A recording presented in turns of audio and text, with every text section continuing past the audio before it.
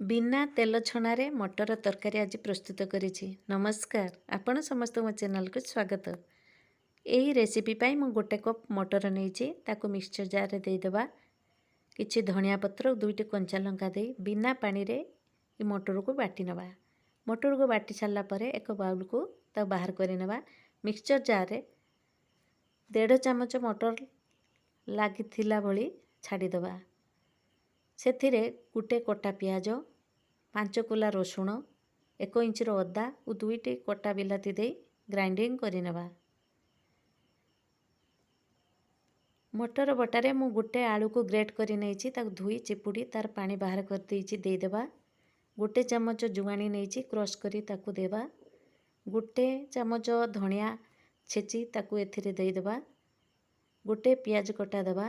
आधा कप बेसन दे मटर पेस्ट को भल भाव गुड़ाई नहीं कि साइड रे रखिबा। ये रेसिपी पाई गैस रे पैन बसाई गरम करि नेबा। गोटे चमच तेल दे तेल गरम होला पर गोटे चमच जीरा गोटे पिंच हेंगु फुटाई नेबा।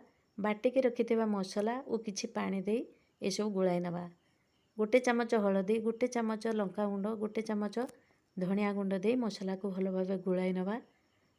मसला गुड़ाई सारला परे मसला उपरे गोटे जाली स्टैंड रखिबा। मटर बटारे लुण दे नथिले लुण देइथिले अधिक पानी आही जाई थांता। तेणु बड़ा तैयारी कला बेले आमे लुण देवा। स्वाद अनुसार मैं गोटे चमच लुण दे भल भाव गुड़ाई नहीं जाली स्टैंड उपरे ये मटर पेस्ट को बड़ा आकार बा बड़ी आकार करी छोट छोट करी दे देबा। सिझेबा पई एक ढांकुणी 5 मिनिट ढांकी देबा। 5 मिनिट पर ढांकुणी बाहर कर देखिबा हमर मटर बड़ा गुड़िक भल भाव सिझी जाइछि। जाली स्टैंड को बाहर करी रखिदेबा। मसलार पानी मरी आसी भल भाव गुड़ाई नबा।